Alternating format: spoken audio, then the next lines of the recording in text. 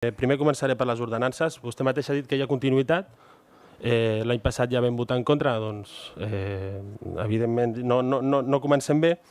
I només hi ha una incorporació a aquestes, que és una que no va directe al ciutadà, indirectament potser sí, però no va directe, que és el tema de la taxa en les companyies de telefonia. No ens sembla malament la idea, però sí que és veritat que la legalitat, sincerament, sembla una mica dubtosa perquè la Unió Europea ja la va tombar i perquè el Tribunal Superior de Justícia de Madrid hagi donat una sentència favorable. No senta jurisprudència no és que no la senti a Catalunya, és que no la senta ni a Madrid. I que després el que ens ve el pitjor és el que no tenim cap control sobre la base imponible, perquè la base imponible serà el que diguin les operadores. Però bé, i també són 100.000 euros, que la quantitat és petita. Crec que hi ha potencial per altres vies per crear noves taxes que no vagin directament al ciutadà i que podrien ser molt interessants. Bé, respecte a les taxes que sí que van al ciutadà, es manté l'IBI. Ho han dit la companya, la pujada del tipus del 23% de l'any passat, que vam demanar també que es baixés. També es manté la taxa de les escombraries comercials, que també vam demanar que es baixés. I també sense el servei que tenien abans. I després no s'han introduït cap element de progressivitat a les ordenances. Sabem que estan molt limitades, sabem que són injustes.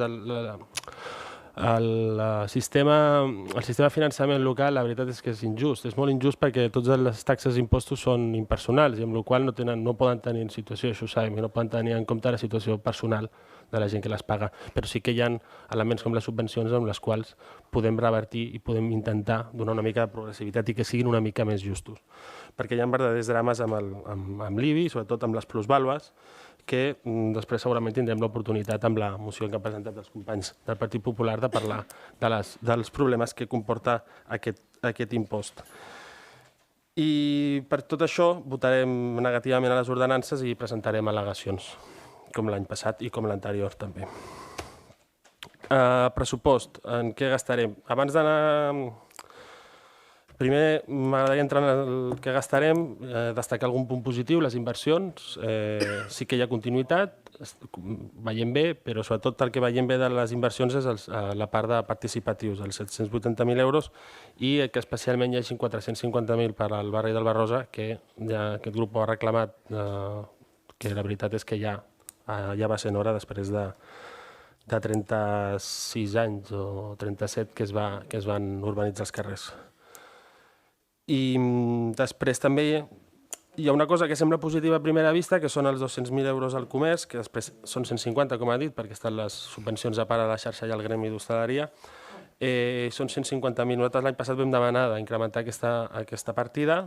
Ens sembla bé. El que no ens sembla bé és d'on surten els diners. Sincerament, que surtin del fons d'ocupació no ens sembla gens bé.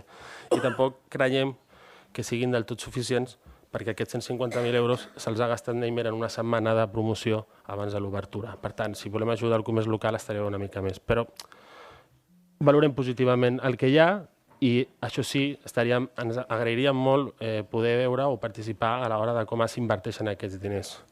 Perquè per nosaltres és una inversió, però les inversions s'han de veure com es gasten, perquè també per molta publicitat que facis o per moltes accions que facis s'han de fer ben fetes. Servei d'atenció domiciliària positiu també, que es destinin més diners. Sí que és veritat que l'any passat, vostès fan la comparativa amb l'any passat amb el pressupost inicial, al gener vam incrementar la partida en 180, l'increment no és tan gran, però està molt bé l'increment. I després també, això sí, hi ha coses que no ens agraden despeses com els increments d'Urbacer, que moltes vegades no s'anoten en el servei, però bé, de totes maneres esperem quan es concretin aquestes millores, aquest increment, doncs ja en parlarem. Ara bé, aquest any ens hem detingut una mica més amb els ingressos, que crec que són molt més interessants, perquè clar, sempre ens diuen és que vostès demanen baixar taxes, demanen baixar l'IBI, les taxes comercials, subvencions i tal, però clar, tot això s'ha de pagar, no? I tot el que fem nosaltres s'ha de pagar. Bé, doncs sí, s'ha de pagar. Doncs anem a mirar els ingressos, perquè potser sí que hi ha potencial en els ingressos. A veure... Vostès parlen moltes vegades i ho repeteixen molt del principi de prudència. El que fan vostès jo no els diria principi de prudència, els diria subestimació deliberada dels ingressos. Els hi va bé, després sempre s'ingressa molt més del que s'esperava i després tenim uns romanents molt grans a destinar bastant més lliurement, com per exemple en el Joan Masgrau.